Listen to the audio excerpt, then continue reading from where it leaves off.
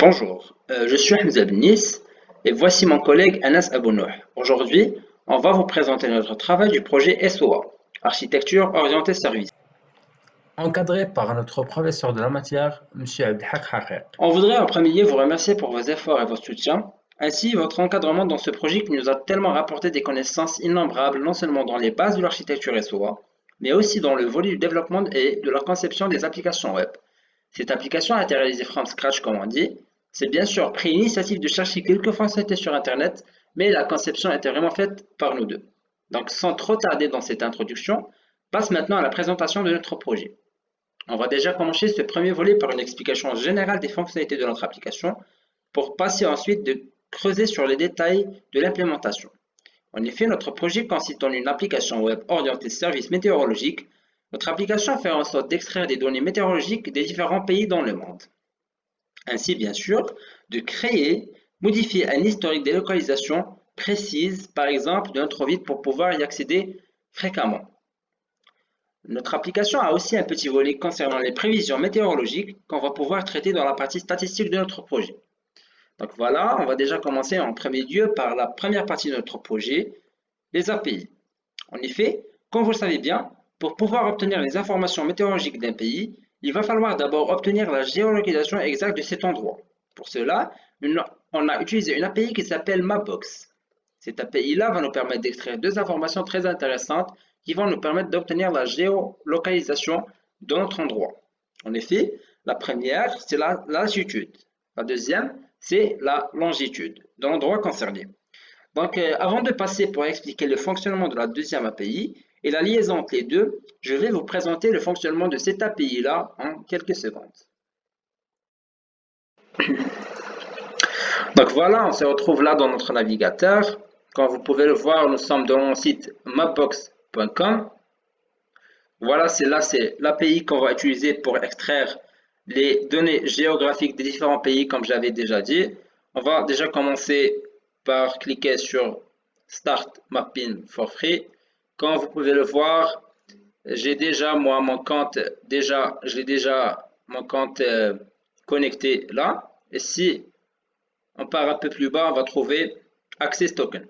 En fait, c'est la clé secrète qu'elle va nous permettre d'accéder à notre API. Bien sûr, comme vous le savez bien, chacun aura sa propre clé secrète. Donc la première étape à faire, c'est de copier la clé secrète.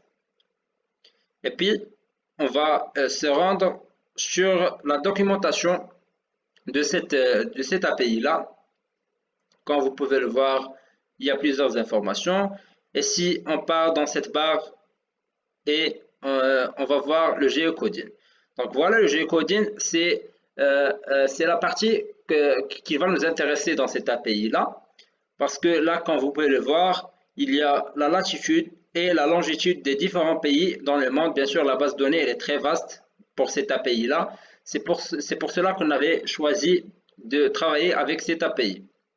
Donc, si on part un peu plus bas, pour pouvoir en effet trouver le lien qui va nous permettre de retourner ces données-là, on va partir dans ce lien-là. Et si on part un peu plus bas, on va trouver un lien, celui-là. Comme vous pouvez le voir, a basic reverse geocoding request to retrieve places near a specific location. Donc, comme vous pouvez le voir, api.mapbox.com, voilà. Et puis il y a Access Token. Access Token, c'est la clé secrète qu'on avait déjà copiée dans la première étape.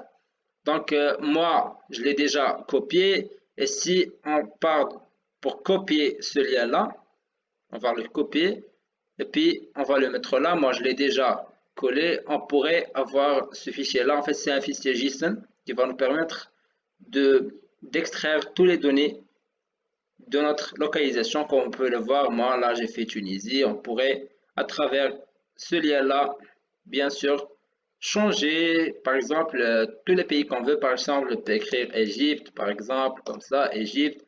Et voilà, on a l'Égypte avec plusieurs données là, mais bien sûr, nous, on n'aura besoin que des données géographiques. Voilà, comme vous pouvez le voir, Geometry Coordinates. Et c'est là qu'on peut voir la latitude et la longitude du pays. Donc voilà, c'est ça une petite présentation de la première API. On va ensuite, bien sûr, voir et présenter la deuxième API qui va, bien sûr, pouvoir de prendre ces deux données-là, la latitude et la longitude, et elle va, bien sûr, pouvoir l'extraire en données météorologiques. Donc, on se voit dans quelques instants. Donc voilà, on se retrouve encore une fois sur le slide pour terminer notre présentation du projet. Comme on l'a déjà fait, on a présenté la première API, l'API Mapbox, comme on l'avait déjà dit, qui nous a permis d'extraire les deux données, la latitude et la longitude. Maintenant, on va essayer d'explorer la deuxième API, l'API WeatherStack. En effet, cette API-là va pouvoir utiliser les deux données extraites depuis l'API Mapbox, la latitude et la longitude, et elle va tout simplement pouvoir prendre ces deux données-là et les convertir en des données météorologiques. Donc, sans trop tarder, on va bien sûr partir pour explorer cette API-là dans les prochaines vidéos. Voilà, donc on se retrouve encore une fois sur notre navigateur pour explorer la deuxième API, l'API WeatherStack. Je suis moi déjà connecté. Vous voyez ce petit cercle vert du statut. Moi, je suis déjà connecté dans cette API-là. Si on va partir dans cette petite barre du dashboard, et bien sûr, comme on l'avait déjà exploré dans la première API, on a notre petite clé secrète. Voilà, c'est celle-là. Et c'est à travers cette clé secrète qu'on va pouvoir, bien sûr, utiliser cette API. Voilà, comme vous pouvez le voir là, si on clique sur cette barre-là, on va pouvoir voir les requêtes API que j'ai déjà fait depuis le 1er mai jusqu'au 31. Voilà, dans ce mois-là, j'avais fait 47 requêtes. Et on va maintenant, bien sûr, comme on l'a déjà fait, dans la première API, explorer cette API-là, qu'est-ce qu'elle fait. Moi, je l'ai déjà le lien là. Comme vous pouvez le voir, on va prendre API.WeatherStack et on va coller notre clé secrète là. Et puis là, la différence, c'est quoi? On va utiliser un paramètre. Ça, c'est le query. Ça veut dire la requête qu'on va utiliser. Et dans cette requête-là, qu'est-ce qu'on va prendre en paramètre? La latitude, bien sûr, et la longitude. Donc, ces deux paramètres-là vont pouvoir nous donner les données météorologiques des différents pays. Moi, en fait, puisque je suis à Fès maintenant, comme vous pouvez le voir, j'ai ces données-là de la ville de Fès. Et bien sûr, si on a ces données-là, on va pouvoir voir bien sûr la température. On va pouvoir avoir plusieurs informations. Bien sûr, c'est un fichier JSON, comme vous pouvez le voir là. Et moi, j'ai ce petit JSON formateur, parce que si on fait comme ça, bien sûr, c'est un fichier JSON. Et on pourra le voir d'une manière plus jolie, comme ça. Donc, voilà, c'est comme ça qu'on va pouvoir utiliser les premières données de la première API et les utiliser dans cette deuxième API pour pouvoir extraire les données météorologiques des différents pays. Maintenant, après avoir conçu les API de notre projet, on va passer pour explorer la deuxième partie, l'implémentation des fonctionnalités CRUD. En effet, pour concevoir cette partie-là, on a essayé d'implémenter une section dans notre application conçue pour avoir un historique des différentes localisations fréquemment consultées par un utilisateur. Dans le même cadre, il pourra à travers la même occasion de créer des localisations précises pour pouvoir consulter ces données météo sans avoir à chaque fois de l'écrire dans la barre de recherche. Et bien sûr, finalement, concernant la partie statistique, on a implémenté le service de prédiction de météo qui va nous permettre de prédire la météo d'une localisation précise, bien sûr toujours à travers le fichier JSON retourné par notre API WeatherStack. Voilà, donc on a suffisamment parlé et présenté notre projet.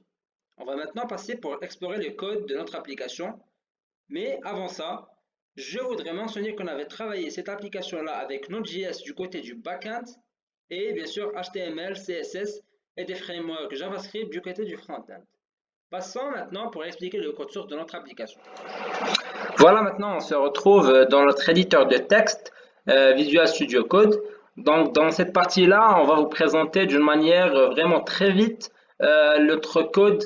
Bien sûr, on va déjà commencer par la première étape, ce sont les deux API et leur fonctionnement.